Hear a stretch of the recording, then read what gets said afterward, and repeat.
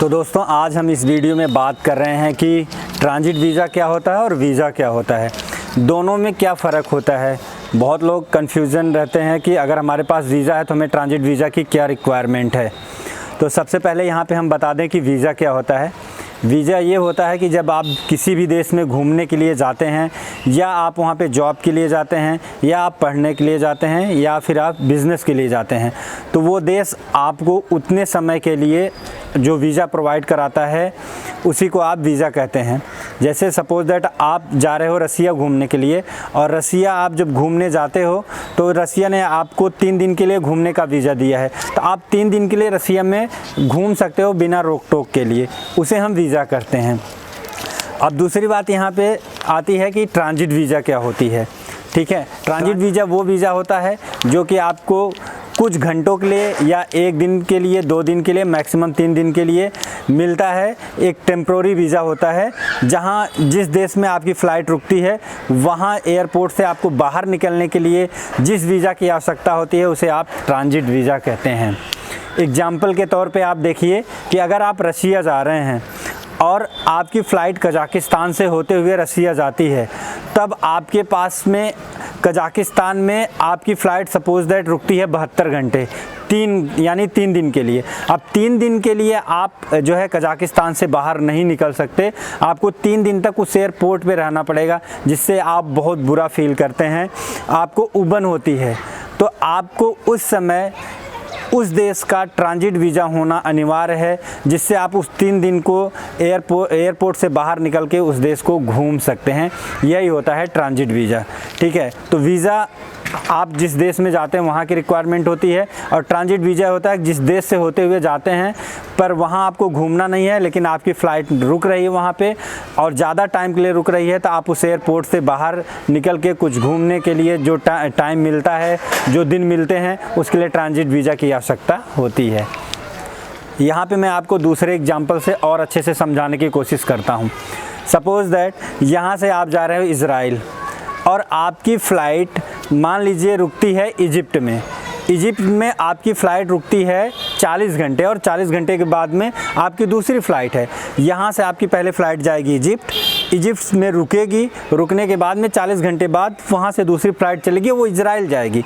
अब आपको 40 घंटे उस एयरपोर्ट पे कैसे रहेंगे, आप ऊब जाएंगे, लगभग 2 दिन का टाइम होता है। तो अब इजिप्ट के एयरपोर्ट से आपको बाहर निकलना है, तो जो बाहर निकलने के लिए आपको वीज़ा की रिक्वायरमेंट होती है उसे बोलते हैं हम ट्रांजिट वीज़ा। तो ये आपको अब शायद समझ में आ गया होगा। आगे बढ़ते हैं और डिटेल में बात करते हैं, लेकिन अगर अभी तक आपने मेरे चैनल को सब्सक्राइब नहीं किया है तो चैनल को सब्सक्राइब कर लीजिए, साथ में मुझे जो है इंस्टाग्राम पे फॉलो कर लीजिए। और अगर आपको कोई भी चीज़ समझ में नहीं आया तो आप मुझे जो है इंस्टाग्राम पे मैसेज कर सकते हैं, या बहुत ज़रूरी हो तो आप मुझे इंस्टाग्राम पे कॉल भी कर सकते हैं। ठीक है, अब यहाँ पे बात करते हैं कि आप ट्रांजिट वीज़ा कहाँ से और कैसे प्राप्त कर सकते हैं। पहला तो ये होता है कि जैसे आप इज़राइल जा रहे हो और आपकी फ़्लाइट इजिप्ट में 40 घंटे रुकती है, तो उसके लिए आप पहले से ही इजिप्ट एम्बेसी जो है दिल्ली में है, या जो भी आपके देश में जिस भी देश से हो वहाँ पे उसके एम्बेसी पे जाओ और आप उन्हें बोलो कि मेरी फ़्लाइट 40 घंटे यहाँ पे लेओवर कर रही है और मुझे जो है आपके देश में उस 40 घंटे में अपने टाइम को यूटिलाइज़ करना है, आपके देश को घूमना है, उसके लिए मुझे ट्रांजिट वीज़ा दे दीजिए।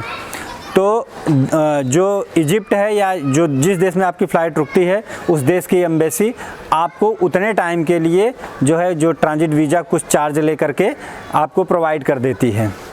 दूसरा, कई एयरपोर्ट ऐसे हैं जैसे दुबई में है कि अगर आपकी फ़्लाइट आप जा रहे हो सऊदी अरबिया और आपकी फ़्लाइट दुबई में काफ़ी देर रुकती है, यानी 2 दिन 3 दिन, तो उस समय में दुबई एयरपोर्ट पे भी ट्रांजिट वीज़ा देता है। तो वहाँ पे आप जा कर के दुबई एयरपोर्ट पे जो है ट्रांजिट वीज़ा के काउंटर पे आप ट्रांजिट वीज़ा ले सकते हो, उसके कुछ आपको चार्जेस देने पड़ते हैं।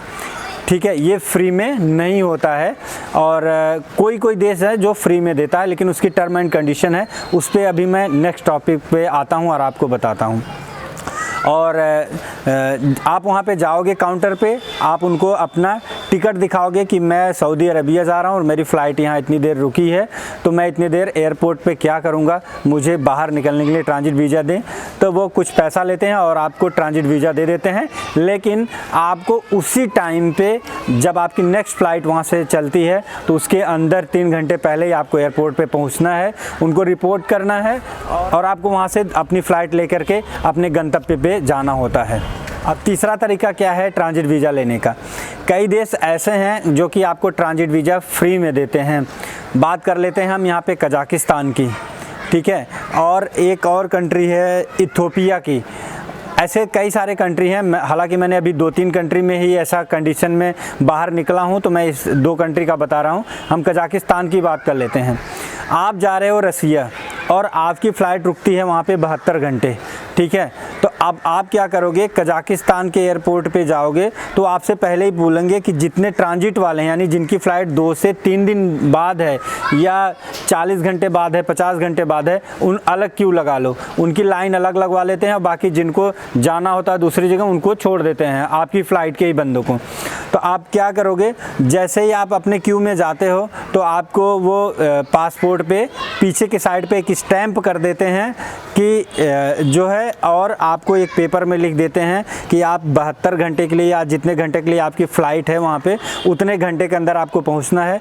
और इस जहाँ भी जाइए ये आप कागज़ लिए रहिए, तो आपको कोई भी बंदा या कोई भी पुलिस आपको टच नहीं करेगी और आप हमारे देश में घूम सकते हो। यानी अगर आपकी कजाकिस्तान में 72 घंटे की फ़्लाइट रुकती है तो आप क्या करते हैं कि 72 घंटे की कजाकिस्तान फ्री में आपको ट्रांजिट वीज़ा देता है और घूम सकते हैं। लेकिन इसकी कंडीशन ये होती है कि आपको कजाकिस्तान की ही फ़्लाइट लेनी होती है, ठीक है। यानी उनकी जो कजाकिस्तान की एयरलाइंस है वो है एयर अस्थाना।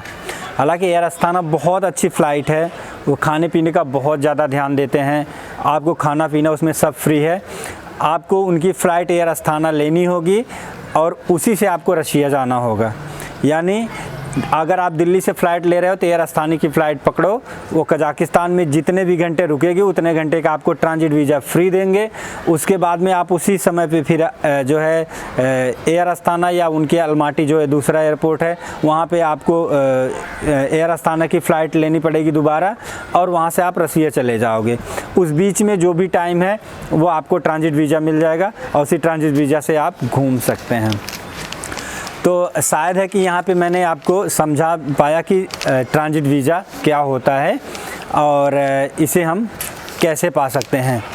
अब ट्रांजिट वीज़ा की ज़रूरत पड़ी वो भी मैंने आपको बता दिया। आपने देखा कि मैंने बार बार वीडियो में बताया कि ले ओवर करती है हमारी फ़्लाइट, ले ओवर क्या होता है और हमें ट्रांजिट वीज़ा की आखिर ज़रूरत क्या है। जब हम रसिया जा रहे हैं तो हमें कजाकिस्तान की ट्रांजिट वीज़ा चाहिए ही क्यों। तो मैं आपको ये बता देता हूँ, ले ओवर वो होता है, सपोज़ दैट आपकी फ़्लाइट यहाँ से चलती है रशिया के लिए, लेकिन उसमें पैसेंजर चाहिए 200 और पर पैसेंजर होते हैं केवल 100। तो इसमें क्या करती हैं एयरलाइंस, अपने देश में जाती हैं और वहाँ पे वो रुक जाती हैं। जैसे यहाँ से फ़्लाइट चलेगी और अलमाटी जो कि कजाकिस्तान का एयरपोर्ट है इंटरनेशनल, वहाँ पे रुक गई। अब और भी देश के लोग हैं जो अलमाटी से रसिया जाना चाहते हैं, ठीक है, तो वहाँ पे इकट्ठा होते हैं। तो इस तरह से वहाँ पे भी पैसेंजर मिल गए उनको और यहाँ से भी पैसेंजर मिल गए। तो यहाँ के पैसेंजर को जा कर के जब वहाँ जाते हैं तो उनको वहाँ पे उतने घंटे या उतने दिन वहाँ पे रुकना पड़ता है, ठीक है। तो जो उतने घंटे वहाँ पे रुकते हैं और फिर एक दिन बाद या 70 घंटे बाद, 72 घंटे बाद जब भी आपकी फ़्लाइट चलती है तो जितने समय वो फ़्लाइट वहाँ पे रुकती है उसी को हम ले ओवर करते हैं। और इसी ले ओवर में जो वहाँ की कंट्री होती है, जो एयरलाइंस होती है, वो अपने फ़्लाइट के लिए और भी पैसेंजर को जो है इकट्ठा करती है, इसीलिए इसे बोला जाता है ले ओवर। तो मैंने आपको यहाँ पे वीज़ा के बारे में बताया, ले ओवर के बारे में बताया, ट्रांजिट वीज़ा के बारे में बताया और इसका क्या उपयोग है, कैसे उपयोग करते हैं उसके बारे में बताया। अगर आपको इसमें कोई भी चीज़ नहीं समझ में आया है तो आप एक बार वीडियो को दोबारा से देखिए, चैनल को सब्सक्राइब करिए, इंस्टाग्राम पर जो है मुझे फॉलो कर लीजिए और साथ में अगर आपको कुछ भी समझ में नहीं आ रहा है तो आप मुझे इंस्टाग्राम पे मैसेज कर सकते हैं, मैं आपको इसके बारे में पूरी डिटेल में जानकारी दूंगा। और आगे मैं नेक्स्ट वीडियो मेरा है, इसी में आप नीचे लिंक दिया है कि कैसे आप एक देश के फ़्लाइट के खर्चे में दूसरा देश आप फ्री में घूम सकते हो, ठीक है। तो आप वीडियो को ज़रूर देखिए, बहुत अच्छा लगेगा। अगर आप एक ट्रैवलर हैं तो कम से कम खर्चे में आप कैसे कई देश घूम सकते हैं बॉर्डर के थ्रू, इस तरह की तमाम वीडियो के लिए आप मुझे अभी फॉलो कर लीजिए। और मिलते हैं फिर एक अच्छे और एक सच्चे वीडियो के साथ। तब तक के लिए bye bye, take care, thank you very much.